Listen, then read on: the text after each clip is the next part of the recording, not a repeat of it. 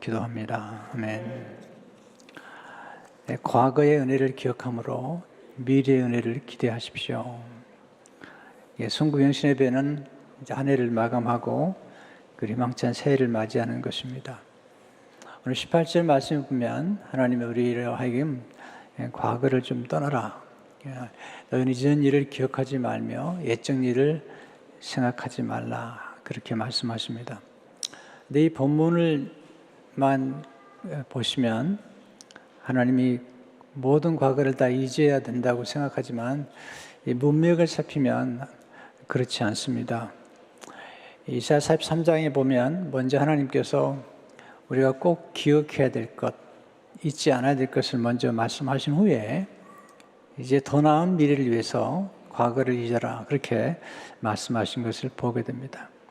그러니까 새해를 향하시기 전에 먼저 과거를 기억하고 하나님의 은혜를 기억할 것을 말씀하고 계십니다. 이사야 43장 16절 17절을 보시면 나 여호와가 이같이 말하노라 바다 가운데의 길을 큰 물 가운데에 지름길을 내고 이건 이제 홍해를 가르셨던 하나님의 역사를 보여주고 계시죠.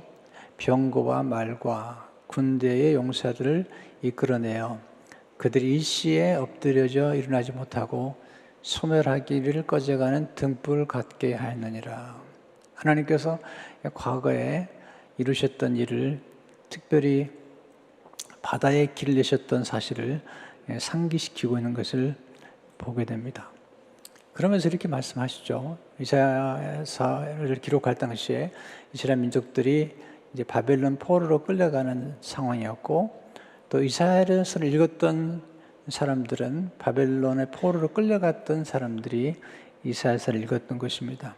그러니까 애굽을 진멸시키신 하나님이 바벨론도 진멸할 거라고 그렇게 말씀하고 계시는 거죠. 14절을 보시면 너희의 구속자요 이스라엘의 거룩한 이 여호와가 말하노라 너희를 위하여 내가 바벨론에 사람을 보내요. 모든 갈대아 사람에게 여기 갈대아 사람은 바벨론 사람을 의미합니다. 자기들이 연락하던 배를 타고 도망하여 내려가게 하리라. 하나님이 그 애굽을 진멸시킨 하나님께서 이제 바벨론을 진멸시키고 이스라엘 민족들에게 새로운 역사를 창조하실 거라는 사실을 강조하고 있습니다. 우리는 이 새해를 맞이하는 전환점에서 지나간 과거를 잠시 돌아볼 필요가 있죠. 지나간 한 해 동안에 베푸신 은혜, 또 붙들어 주신 하나님의 사랑, 어려움 중이지만 하나님께서 놀라운 길을 열어주셨던 것들을 기억할 필요가 있습니다. 하나님은 거듭 하나님의 은혜를 기억하라. 신명기 24장 18절을 보시면 너는 애굽 땅에서 종되었던 일관에 하나님 여호와께서 너를 거기서 속량하신 것을 기억하라. 이러므로 내가 내게 이 일을 행하라 명령하노라. 기억하라. 하나님이 베푸신 은혜, 그 은혜를 기억하라. 이사야 40장 9절도 보면 너희는 옛적 일을 기억하라. 나는 하나님이라 나 외에 다른 이가 없느니라. 나는 하나님이라 나 같은 이가 없느니라. 하나님 먼저 과거에 베푸신 은혜를 우리가 기억할 때 미래에 베푸실 은혜를 우리가 꿈꾸게 됩니다.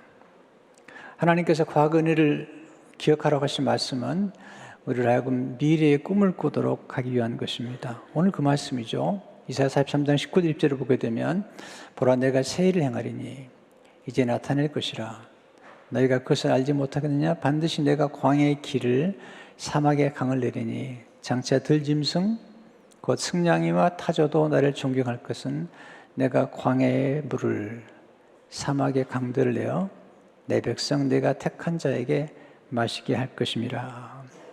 하나님이 새해를 향하시기 위해서 지나간 과거를 떠나라고 더 나은 미래, 더 아름다운 미래, 더 의미 있고 보람찬 미래를 위해서 과거도 좋았지만 과거에도 하나님 은혜를 베푸셨지만 그 은혜를 기억하되 더 나은 미래를 위해서 새 꿈을 꾸도록 권면하고 계신 것을 보게 됩니다.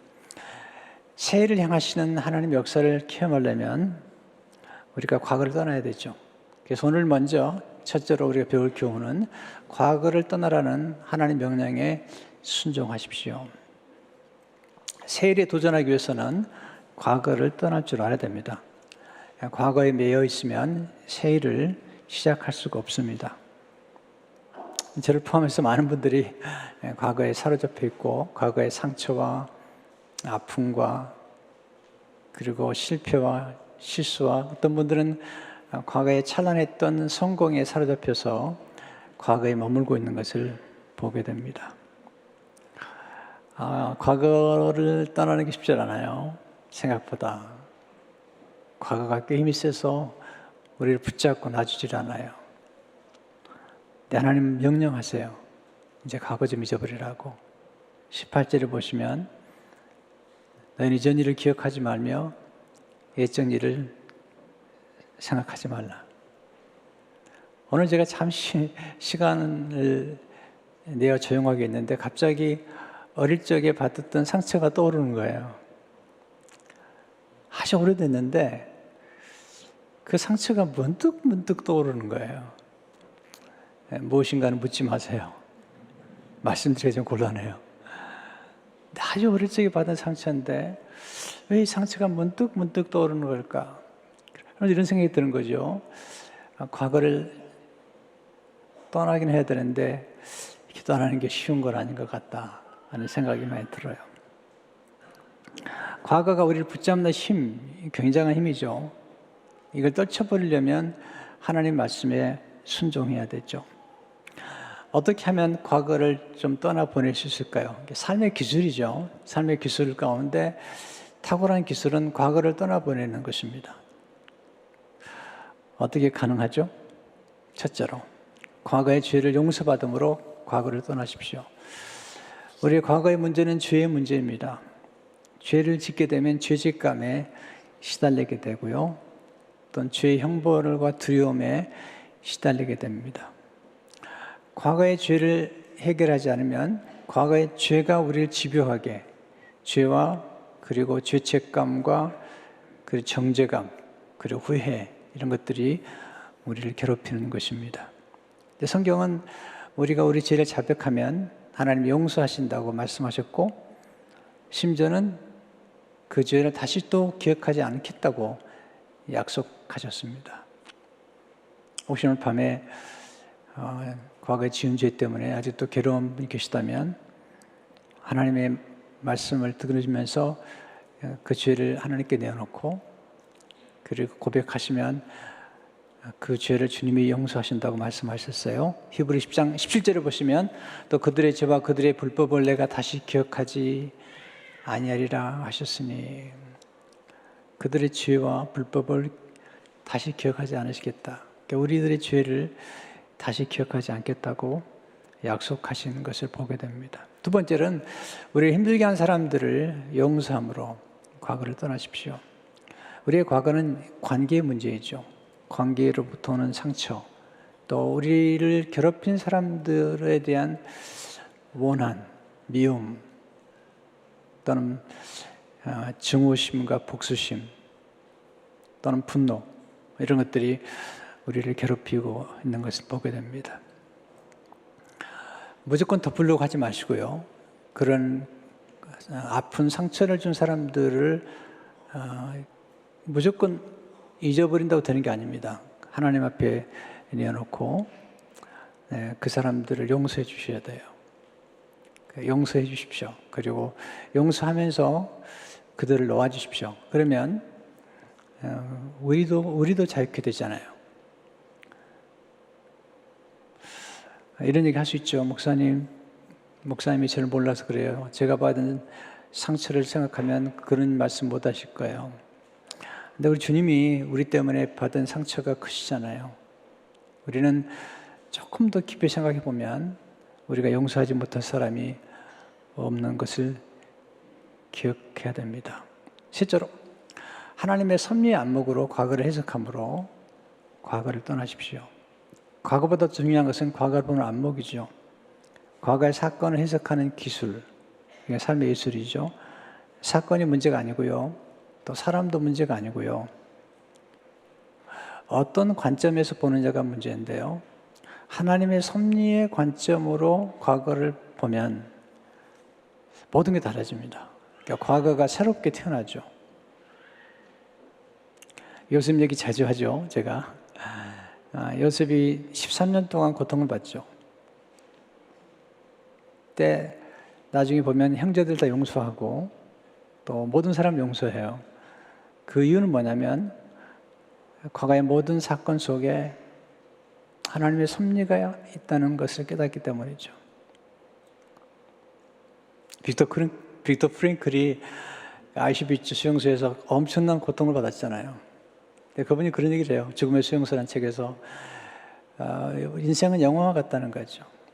우리 영화를 보면 모든 장면이 의미가 있다는 거예요. 그러니까 여러분과 제 생애 가운데 하나님이 드라마를 만들고 계신데 우리 삶의 순간순간에 우리가 만났던 사람들, 우리가 도와준 사람도 있고 또 우리를 괴롭힌 사람도 있죠. 모든 것 속에 의미가 있는데 빅터 프랭클이 그런 얘기를 합니다. 그러나 영화의 진정한 의미는 영화의 마지막 끝에 가야 할 수 있다는 거예요. 우리가 살아왔던 여러 가지 사건들이 있죠. 여러 가지 사건들인데 우리는 너무 일찍 해석하잖아요. 일찍 결론을 내리는데 그렇게 하지 말고 우리가 영화의 마지막에 가면 그 영화 전체의 스토리가 확 들어오죠.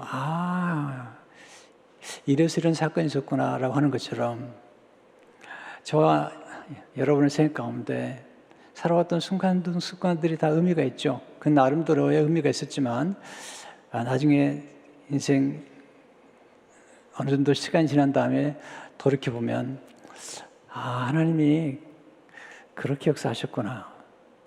하나님의 섭리를 깨달을 수가 있습니다. 하나님의 관점을 갖게 되면 삶에 긍정하는 힘이 더 생깁니다. 그러면서 과거가 새롭게 태어나고 또 과거에 받았던 아픈 상처들이 오히려 축복이 된다는 것도 많이 깨닫게 됩니다. 저도 인생에 참 어려운 일들을 많이 겪었고요. 근데 그때는 참 힘들었습니다. 너무 눈물겨운 일들이 많았죠. 근데 지금 돌이켜보면 그 사건들이 얼마나 하나님의 섭리 안에 있었는지, 나도 모르는 고난과 고통이 섭리 안에 있었는지, 아마 저와 함께 이제 20년, 또 30년을 같이 지낸 분들이 계시잖아요. 보셨을 거예요, 많이. 제가 당했던 어려움들, 아픔들. 그런데 그 모든 사건들 속에 오늘 보면 하나님께서 이렇게 귀한 교회를, 이렇게 아름다운 교회를, 이렇게 아름다운 건강한 공동체를 세우도록 하나님께서 섭리하신 것을 보게 됩니다. 네 번째, 꿈꾸는 자가 됨으로 과거를 떠나십시오. 제가 정말 좋아하는 건데요. 제가 이렇게 내적 치유도 좋아하고요. 상담도 중요하게 생각해요. 근데 상담이라는 것은 주로 과거의 문제를 다루게 됩니다. 근데 끝없이 과거의 문제를 다루다 보면 때로는 우리가 좌절하게 되죠. 이제 성경은 과거의 상처를 치유할 뿐만 아니라 성경은 계속 꿈을 꾸게 하시는 분이에요. 그러니까 믿음으로 산다는 것은 앞을 바라보는 것이고 꿈을 꾸게 하십니다. 이스라엘 민족들로 하여금 히브리 노예에 그들을 건져내서 그들의 꿈을 심어주시잖아요. 엄청난 꿈을 주시죠. 그 꿈이 보통 꿈이 아니잖아요. 큰 나라, 큰 민족이 되는 꿈이요. 네, 하나님의 제사장 나라가 되는 꿈을 주신 것처럼 우리로 하여금 과거를 떠날 수 있는 가장 강력한 힘은 꿈입니다. 꿈. 그래서 성경 보시면 85세의 갈렙이 꿈을 꿉니다. 또 아브라함이 75세의 백세의 꿈을 꿉니다. 더 좋은 일은 아직 오지 않았거든요. 우리가 너무 일찍 결론 내리면 안 됩니다. 이제는 내가 나이가 늙었기 때문에, 나이가 많이 들었기 때문에 여기서 아닙니다. 아직 모릅니다. 우리는 하나님의 전체 우리 인생에 대한 계획을 우리가 다 알지 못하죠. 근데 꿈을 꾸게 되면 미래를 향하게 됩니다. 그러니까 과거를 떠나라고만 아무리 얘기도 안 되더라고요. 그러니까 저도 내적 치유를 쭉 해봤는데 내적 치유는 주로 과거의 상처를 다룬 거거든요. 내 내적 치유만 가지고 사람이 변화되지 않아요. 내 꿈을 갖게 되면, 새로운 목표를 갖게 되면, 의미 있는 꿈을 갖게 되면 과거를 과감하게 떠날 수가 있어요. 그리고 과거에 받은 상처를 그냥 용서할 수가 있어요. 왜냐하면 하나님의 더 원대한 꿈 속에서 사건들이 전개되기 때문에 그렇습니다. 꿈을 꾸는 순간부터 우리는 미래를 향하게 되고 미래를 상상하게 되죠. 우리가 과거 속에 살 것인지 아니 미래 속에 살 것인지 우리는 미래 속에 살게 되잖아요. 그래서 꿈을 꾸는 게 필요합니다. 저는 그래서 가끔 비전 클리닉이라는 생각을 해요. 우리가 꿈을 꿈으로써 과거를 떠나게 하는, 과거가 잘 못 떠나는데요. 뭔가 의미 있는 꿈을 꾸게 되면 과거를 떠나게 되죠. 빅터 프랭클이라는 사람은 그 어려운 수용소에 살면서도 꿈을 꿉니다. 언젠가 수용소에 나가면 로고 테라피, 제가 수용소에서 개발해온 의미 치료를 강의할 걸 상상하고 꿈을 꿉니다. 그 어려운 상황에서도요. 그렇게 함으로써 결국은 그 꿈이 이루어지는 것들을 보게 됩니다. 두 번째로, 전능하신 하나님과 함께 새 꿈을 꾸십시오. 이사야 43장을 여러 번 읽고 묵상했습니다. 내 가슴이 뛰었습니다. 왜냐하면 이사야 43장에 보면 하나님이 어떤 분인가를 보여주기 때문이죠. 보세요. 우리 자신을 보면 우리 자신만 늘 보면 낙심합니다. 또 환경만 늘 봐도 낙심합니다. 그런데 하나님을 우러러 보고 하나님을 앙망하고 우리를 부르시고 우리를 축복하시는 하나님을 알게 되면 가슴이 뜁니다. 이사야에서 보게 되면 특별히 43장에서 하나님의 어떤 분인가 네 가지로 설명하고 있습니다. 첫째, 하나님은 창조주이십니다. 창조주. 세일을 창조하시겠다고 말씀하시죠. 1절에 보시면 이사야 43장 1절에 보면 야곱아 너를 창조하신 여호와께서 지금 말씀하시니라. 이스라엘아 너를 지으신 이가 말씀하시느니라. 하나님은 창조하신 분이죠. 무에서 유를. 7절도 보시면 내 이름으로 불려지는 모든 자 곧 내가 내 영광을 위하여 창조한 자를 오게 하라. 그를 내가 지었고 그를 내가 만들었느니라.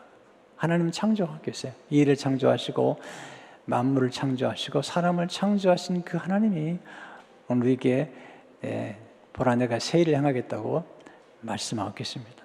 두 번째, 하나님은 구원자이십니다. 우리를 건져내신 분이죠.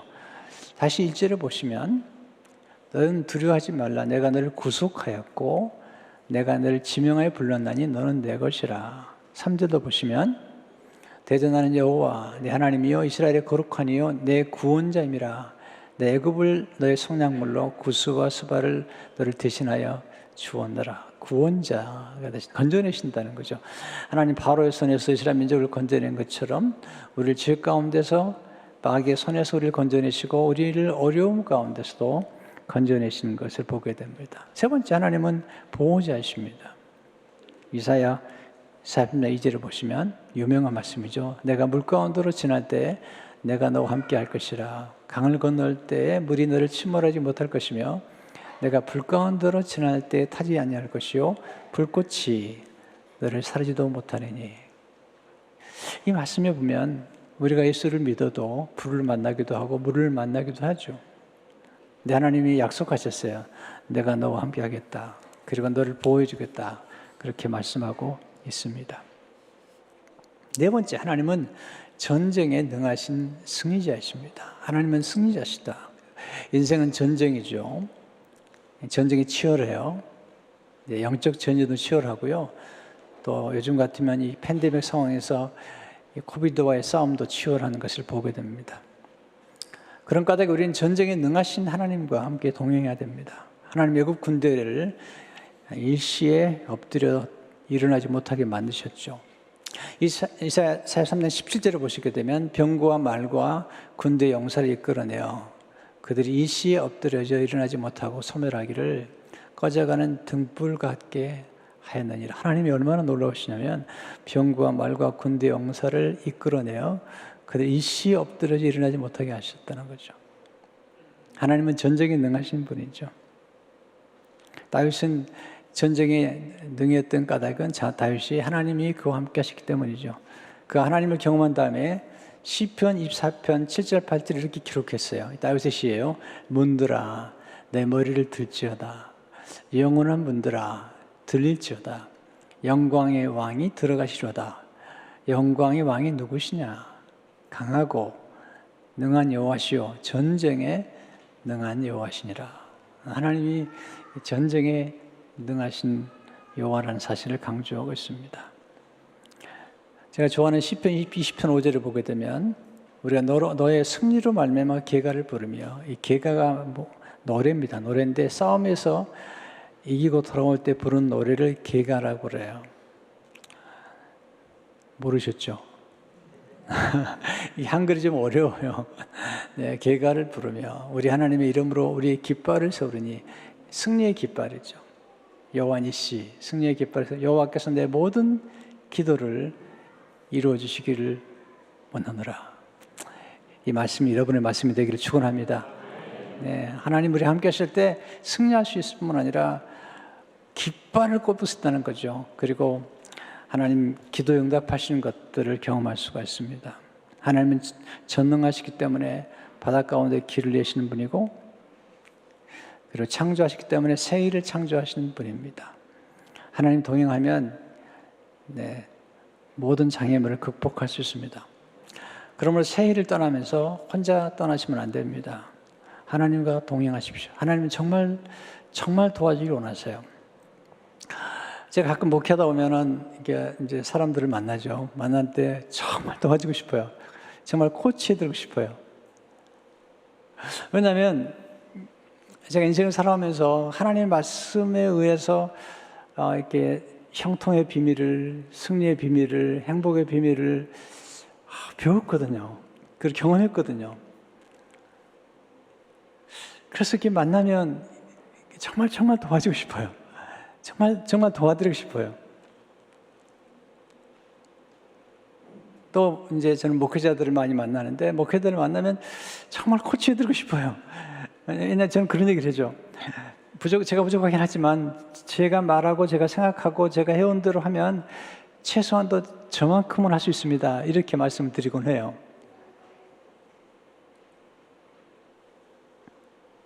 근데요, 제가 안타깝게 그렇게 도와주고 싶은 제 마음을 생각해 보면 하나님은 더 하신 것 같아요.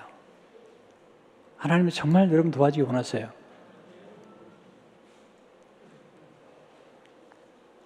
그래서 우리가 하나님의 말씀을 읽어야 되죠. 이 말씀 속에 보면 승리의 비밀이, 관계의 비밀이, 행복의 비밀이, 프로모션, 승진의 비밀이, 또 번영의 비밀이 다 담겨 있거든요. 하나님이 정말 도와주고 나세요. 하나님 임마누엘이 하나님이시죠. 하나님이 동행한다는 것은 하나님을 보호하신다는 뜻이고, 또 우리에게 필요한 것들을 공급해 주신다는 하나님의 약속입니다. 그런 면에서 하나님이 여러분과 함께 하심 믿고 하나님과 함께 새해를 맞이하시기를 축원합니다. 세 번째, 하나님의 약속과 함께 새롭게 시작하십시오. 약속, 하나님 약속하는 분이시죠. 오늘 19절 20절에 약속이 있어요.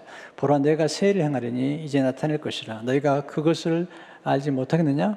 반드시 내가 광야의 길을 사막의 강을 내리니. 약속이죠. 장차 들짐승 곧 승냥이와 타조도 나를 존경할 것은 내가 광야의 물을 사막의 강들을 내어 내 백성 내가 택한 자에게 마시게 할 것입니다. 하나님은 약속을 하시는 분이시죠. 약속한 분 생각하면 두 가지가 떠오르죠. 약속하신 분이 어떤 분인가? 어떤 성품을 가지셨는가? 하나님은 약속하신 것을 반드시 지키시는 성실하신 분이시죠. 민수기 23장 19절을 보시면 하나님은 사람이 아니시니 거짓말을 하지 않으시고 인생이 아니시니 후회가 없으시도다. 어찌 그 말씀하신 바를 행하지 않으시며 하신 말씀을 실행하지 않으시랴. 하나님은 약속한 것을 반드시 지키는 분이시죠. 또한 하나님은 능력이 많으세요. 하나님은 능력자세요. 그래서 우리에게 필요한 것들을 다 공급해 줄 수 있는 분이세요. 어떻게 공급받죠? 기도해야죠. 기도할 때 하나님께서 놀라운 축복을 주신 것을 보게 됩니다. 우리가 붙잡고 가야 될 것은 약속이죠. 아브라함은 약속을 붙잡았죠. 로마서 4장 20절 21절을 보시면 믿음이 없어 하나님의 약속을 의심하지 않고 믿음으로 견고해져서 하나님께 영광을 돌리며 약속하신 그것을 또한 능히 이루실 줄을 확신하였으니. 약속, 하나님의 약속 속에 하나님의 뜻이 담겨 있습니다. 그래서 성경을 읽어야 돼요. 하나님의 약속 속에 하나님의 계획이 담겨 있습니다. 하나님 놀라운 계획이. 하나님의 약속 속에 하나님의 축복이 담겨 있습니다. 하나님의 약속 속에 하나님의 지혜가 담겨 있습니다. 놀라운 거죠. 하나님의 약속 속에 하나님의 기적이 담겨 있습니다. 성경을 읽으시고요. 성경 읽다가 약속이 나오면 붙잡고 기도하고요. 또 명령이 나오면 순종하고요. 모범이 나오면 따라가고요. 오늘도 빌립보서를 처음부터 끝까지 읽었습니다. 그리고 다시 또 돌아가서 읽었습니다. 그리고 떠오르는 말씀들을 묵상하기 시작했습니다. 그래서 하나님의 약속을 붙잡는 거죠. 빌립보서 마지막 부분에 가면 빌립보서 4장 19절에 보면 나의 하나님이 그리스도 예수 안에서 영광 중에 너의 모든 쓸 것을 채우시리라. 그 풍성한 대로. 하나님 풍부하신 하나님, 하나님이 그리스도 예수 안에서 영광 중에 그 풍성한 대로 너의 모든 쓸 것을 채우시리라. 이게 이제 약속을 붙잡고 기도하는 것입니다. 근데 놀라운 것은 빌립보서를 한번 쭉 읽었는데도 제 영혼이 굉장히 고요해지는 걸 경험했고요. 내 영혼이 힘을 얻는 걸 경험했어요. 여러분 시간이 바쁘시다고 하지만 꼭 성경을 읽으세요. 그리고 여러분 실험해 보세요. 성경을 한 장, 두 장 또는 어떤 성경에 있는 책 한 권, 에베소서, 빌립보서 또는 마가복음, 로마서, 사도행전 이렇게 책을 읽고 여러분 영혼이 어떻게 여러분 영혼이 느끼는가를 한번 경험해 보세요.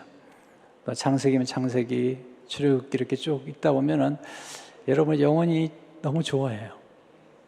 그러니까 자기 영혼이 어떨 때 제일 좋아하는 걸 보셔야 되고요. 저는 제 영혼이 어느 때 좋아하는 걸 좀 실험해 봐요. 성경 읽을 때, 기도할 때, 또 진실된 마음으로 경배할 때, 또 제 영혼이 사람들을 존귀 여길 때, 사람들을 존경하고 사람들을 귀 여길 때 제 영혼이 너무 좋아해요. 내 스스로 내가 알아요. 교만하거나 건방을 떨면 금방 제 영혼이 좋아지질 않아요. 그리고 후회가 돼요. 그래서 여러분 스스로가 여러분 안에 있는 영혼이 뭘 갈망하는 걸 알아야 되고, 그리고 하나님의 말씀 가운데 주어진 약속들을 깊이 묵상하는 게 필요해요.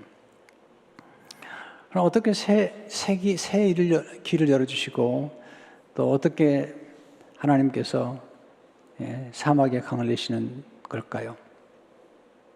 제 경우로 5가지죠. 첫째로 새 소원을 품게 하심으로 새 길을 열어주십니다. 우리 마음속에 소원을 주세요. 그 소원을 품고 기도할 때 새 길을 열어주세요. 빌립보서 2장 13절을 보시면 너희 안에서 행하신 이는 하나님이시니 자기 기쁘신 뜻을 위하여 너에게 소원을 두고 행하게 하시나니. 우리 마음속에 소원을 주시는 거예요. 그 소원을 두고 행하게 하시는데, 그래서 하나님께서 우리에게 길을 열어주실 때는 항상 어떤 새 소원을 주심으로써 새 길을 열어주신 것들을 보게 됩니다. 저희 교회가 이렇게 이제 그 교회도 건축하고 또 건축한 다음에 와서 예배 드리면서 우리 오케스트라도 시작을 하고 여러 가지 한 게 많죠. 근데 그런 모든 일들을 이제 한국 학기를 비롯해가지고 선교한 일도 마찬가지입니다만 이런 여러 가지 사역들을 할 때 하나님 제 마음속에 소원을 주시고 또 소원을 따라서 이렇게 새로운 길들이 열리는 것들을 보게 됩니다. 둘째로 새 만남을 통해서 새 길을 열어주십니다. 하나님은 만남을 통해 일하시거든요. 모든 만남이 다 좋은 건 아니에요. 어떤 만남은 경계해야 돼요. 요셉과 보디발의 아내의 만남은 좋지 않았어요. 어떤 만남은 청산해야 됩니다. 악연은 끊어야 됩니다. 좋은 만남이 뭐죠? 우리를 하나님께 가까이 가도록 도와주는 만남. 좋은 만남이 뭐죠? 우리가 성장하고 성숙하도록 도와주는 만남. 어려울 때 서로 격려하고 잘 될 때 정말 기뻐할 수 있는 만남들. 또 우리로 하여금 더 발전할 수 있도록 도와주는 만남들. 이 만남들이 아주 좋은 만남들입니다. 나쁜 친구와의 만남은 청산하셔야 됩니다. 하나님 말씀하셨어요. 청산하라고요. 명하셨습니다. 새로운 만남에 새로운 길을 열어주십니다. 저는 늘 기도해요. 하나님, 좋은 만남을 갖고 해주십시오. 좋은 만남이 뭐냐면요. 결론은 이겁니다. 좋은 만남은 함께 하나님의 뜻을 이루어가는 것입니다. 함께 영혼을 구원하고 사람을 양육하고 선교하는 일, 하나님의 교회 공동체를 세우는 것, 이게 중요합니다. 네, 이 만남, 좋은 만남은 그냥 만나서 그냥 교제하고 음식 먹고 그런 만남을 의미하잖아요. 성경에서 말하는 좋은 만남은 함께 하나님의 뜻을 이루어가는 만남들이죠. 이런 만남을 계속 가꿔야 되고요. 또한 동시에 새로운 만남들이 새로운 역사를 창조한다는 사실을 알아서 늘 기도하셔야 됩니다. 왜냐하면 새로운 만남을 가질 때 우리 인생에 새로운 지평이 열립니다. 새로운 세계가 열리고요. 또 새로운 어떤 지경이 확장이 되는 것을 경험하게 됩니다. 그래서 기도하셔야 됩니다. 2022년도에 하나님 새로운 만남을 주십시오. 그리고 좋은 만남을 계속 가꾸도록 도와주십시오. 교회도 새로운 성도가 자꾸 와야 돼요. 또 영혼도 자꾸 구원이 돼야 돼요. 그래야만이 발전하거든요. 세 번째, 광야와 사막 같은 환경을 통해 새 길을 열어주십니다. 이게 신비죠. 광야의 길을 내시고 바다의 길을 내십니다. 사막의 강을 내십니다. 광야와 사막과는 뭘 의미하죠? 고난입니다. 고난.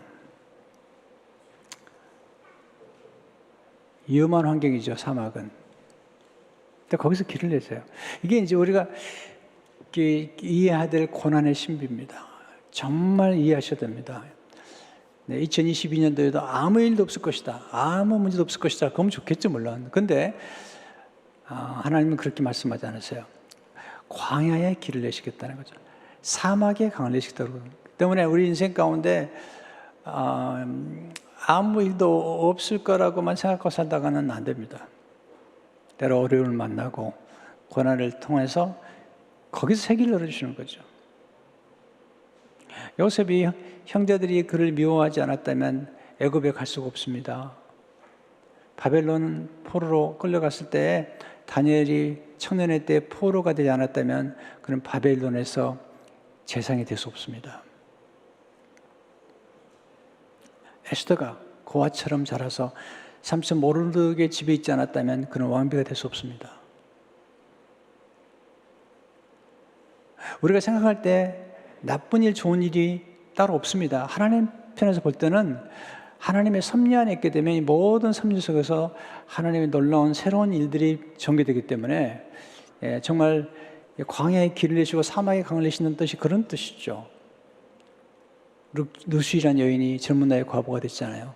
시어머니 따라왔다가 거기서 놀라운 일이 전개가 되거든요. 네 번째, 새로운 배움을 통해서 세계를 열어주십니다. 배움은 변화를 의미하고 성장을 의미합니다. 변화한다는 것은 성장한다는 것이죠. 배울 때 새로워지죠. 여러분, 새로운 배움이 없는 사람들은 직장에서도 꼭 그 자리밖에 없어요. 네, 죄송하지만. 직장에서도 변화가 있으려면 새로운 배움, 세미나랄지 학교랄지 또는 기술이랄지 아니면 라이선스를 딴달지 이런 뭔가 새로운 변화가 있을 때 그 직장 안에서도 프로모션이 되기도 하고요. 또는 더 다른 직장을 옮겨갈 수도 있는 거죠. 그래서 항상 하나님께서 새로운 배움을 통해서 역사하는 거예요. 다니엘도 새롭게 배우잖아요. 모세 좀 보세요. 엄청나잖아요. 그는 애굽의 궁중에서 배웠을 뿐만 아니라 하나님께 모든 법을 배우잖아요. 그러니까 새로운 배움이 우리의 삶을 열어줍니다.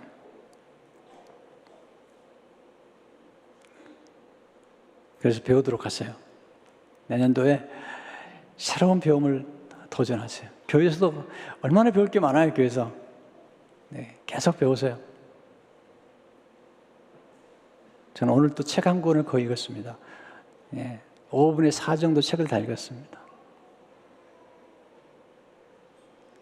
그리고 어제도 책을 한 권 읽었습니다. 책을 한 권 읽고 컴퓨터에 정리를 했습니다. 그리고 정리를 하면서 또 목회서신을 썼습니다. 왜? 배우지 않으면 이 큰 교회를 이끌 수가 없어요. 성도 여러분을 이끌 수가 없어요.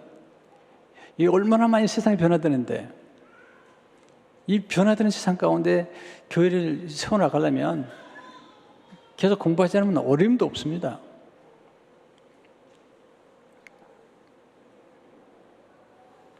새롭게 배우시길 바랍니다. 네. 성경 읽으시고 책도 좀 보시고요.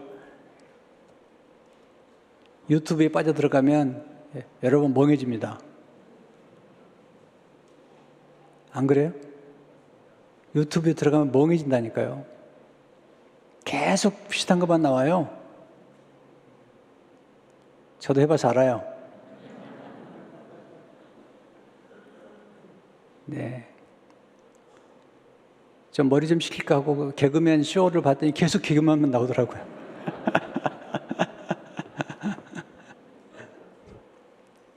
그리고 한 번은 싱 어게인인가요? 그런 프로그램도 있더라고요. 그걸 봤더니 계속 그것만 나오더라고요. 이야, 빠져들어가는 거죠. 근데 오디오북, 좋은 책 읽는 것도 보면 또 그게 계속 나오거든요. 여러분, 바쁘다고 얘기하지 마세요. 목사님 너무 바빠요. 네, 진짜 확인해 볼까요? 얼마나 바쁜지. 유튜브 보는 시간 많을 거예요. 네, 성경 읽으세요. 그리고 배움의 시간을 갖고. 마지막으로 새 깨달음을 통해서 세계를 열어주시죠. 깨달음이 굉장히 중요합니다. 왜냐하면 이것은 우리 삶을 한 단계 높여줍니다. 새로운 디멘션으로. 올리브 웬델 홈스가 이런 말을 했어요. 때로는, 잘 보세요. 이거 굉장히 중요한 얘기인데, 때로는 한순간의 깨달음이 평생의 경험에 맞먹기도 한다. 때로는 한순간의 깨달음이 평생의 경험에 맞먹기도 한다. 이게 욥의 스토리죠. 네. 욥이 하나님을 만나는 순간 모든 것이 다 이해하기 시작해요. 네. 이 한 번의 깨달음. 그래서 좋은 만남이 필요합니다. 좋은 설교가 필요합니다. 왜냐하면 좋은 만남과 좋은 설교와 어떤 좋은 책이 인생에서 한 번도 깨달지 못했던 세계를 깨닫게 되면서 확 열리는 순간이 일어나거든요. 깨달음 속에 지혜가 있고요. 그리고 깨닫게 되면 우리가 이미 가지고 있는 것들이 얼마나 소중한가가 보여요. 잘 들으세요. 깨닫게 되면 내가 이미 가지고 있는 것, 또 내가 믿는 하나님, 그리고 나라는 존재가 얼마나 소중한가를 알게 돼요. 그리고 나랑 가장 가까이 있는 사람들이 얼마나 소중한 걸 알게 되고요. 그리고 내 행복이 멀리 있지 않고 내 곁에 있다는 것을 알게 돼요. 이게 눈이 열리는 거죠. 이게 깨달음이죠. 우리가 하고 있는 일이 얼마나 의미 있다는 것을 깨닫게 되면 이게 스토리가 달라집니다. 네. 그래서 새로운 깨달음이 세계를 열어줍니다. 예수님은 세계를 열어주는 분이죠. 예수님 구원하심으로 우리를 구원하셨어요. 제2의 창조죠. 그리고 우리에게 보배로운 백성으로 우리를 만들어주셨어요. 이사야 43장 4절을 보면 내가 내 눈에 보배롭고 존귀하며 내가 너를 사랑하였은즉, 같이 읽어봐요. 시작. 내가 내 눈에 보배롭고 존귀하며 내가 너를 사랑하였은즉. 따라서 해보세요. 나는 보배롭고 존귀한 사람이다. 다시 한번. 나는 보배롭고 존귀한 사람이다. 한 번 더 해요. 나는 보배롭고 존귀한 사람이다. 세상에서는 외모나 재산의 유머나 학력 이런 걸로 따질지 모르지만 하나님은 말씀하세요. 보배롭고 존귀하다고. 여러분 자녀들에게 말씀해 주세요. 아들과 딸에게 너는 보배롭고 존귀한 사람이야. 스스로에게 말해 주세요. 나는 보배롭고 존귀한 사람이다. 하루에 한 번씩 말해 주세요.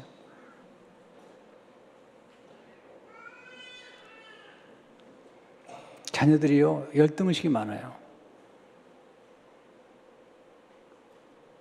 왜? 자꾸 못한다고만 했으니까. 비교하니까. 그러지 말고 보배롭고 존귀하다고 얘기해 주세요. 그 길을 열어준 분이 예수님이세요. 어떻게 우리가 보배롭고 존귀한 존재가 됐냐면 예수 그리스도의 보배로운 피로. 베드로전서 1장 18절 19절을 보세요. 너희 조상이 물려준 헛된 행실에서 대적함을 받은 것은 오직 흠없고 점없는 어린 양 같은 그리스도의 보배로운 피로 된 것이니라. 보배로운 피로 우리가 구원을 받았기 때문에 우리가 보배로운 아들과 딸이 된 것입니다. 여러분이 보배롭습니다. 저는 정말 경이롭게 생각합니다. 성도 한 분 한 분을 만날 때마다 얼마나 보배롭고 존귀한 분인 걸 알기 때문에 저는 늘 감사하는 마음으로 여러분을 대하고 있습니다. 예수님이 보배로운 피로 우리에게 세계를 열어주셨죠. 히브리서 10장 19절 20절을 보게 되면 그러면 형제들아 우리가 예수의 피를 힘입어 성소에 들어갈 담력을 얻었나니 그 길은 우리를 위하여 휘장 가운데로 열어놓으신 새로운 길, 살 길이요 휘장은 곧 그의 육체니라. 성도 여러분, 과거를 놓아주십시오.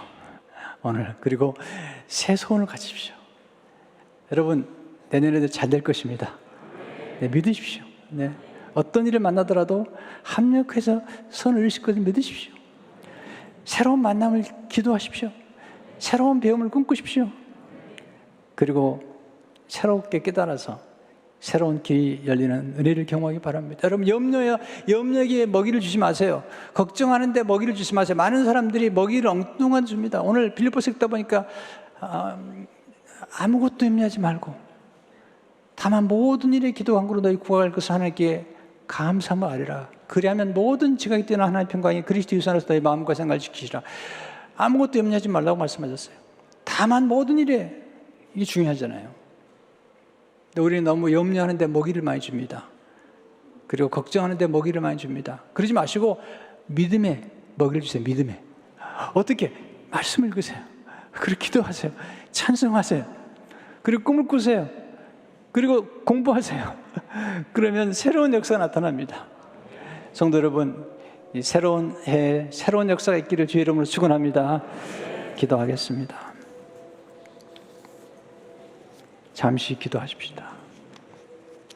잠시 머리 숙이십시다.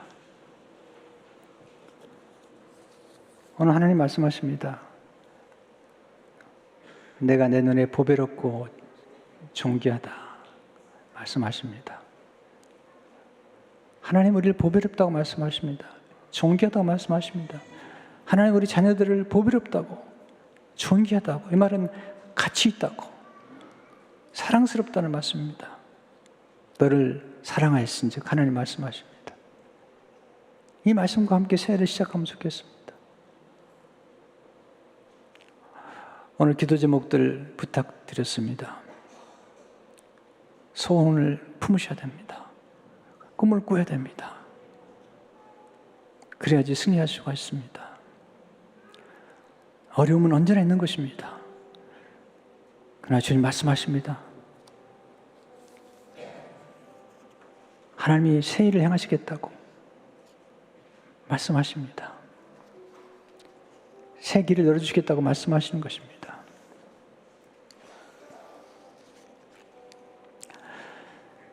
제가 기도해 드리겠습니다. 하나님 아버지, 오늘 주신 말씀, 과거를 떠나라고 말씀하셨는데 과거를 떠날 수 있도록 주님 축복해 주시기를 원합니다.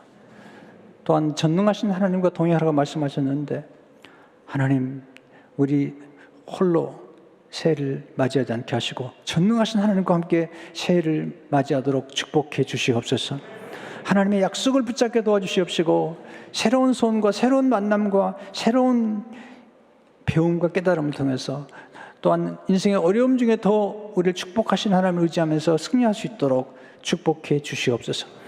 오늘 밤에 이 자리에 참석한 어린 자녀들과 또 온라인으로 말씀을 듣고 있는 성도님들 한 분 한 분을 축복합니다. 특별히 어린아이들에게 은총과 총명을 더하시고 요셉의 명철과 지혜를 더해주시고 다니엘의 총명을 더해주시고 하나님의 은총이 귀한 어린아이들에게 넘치도록 축복해 주옵소서. 예수 이름으로 기도하옵나이다. 아멘.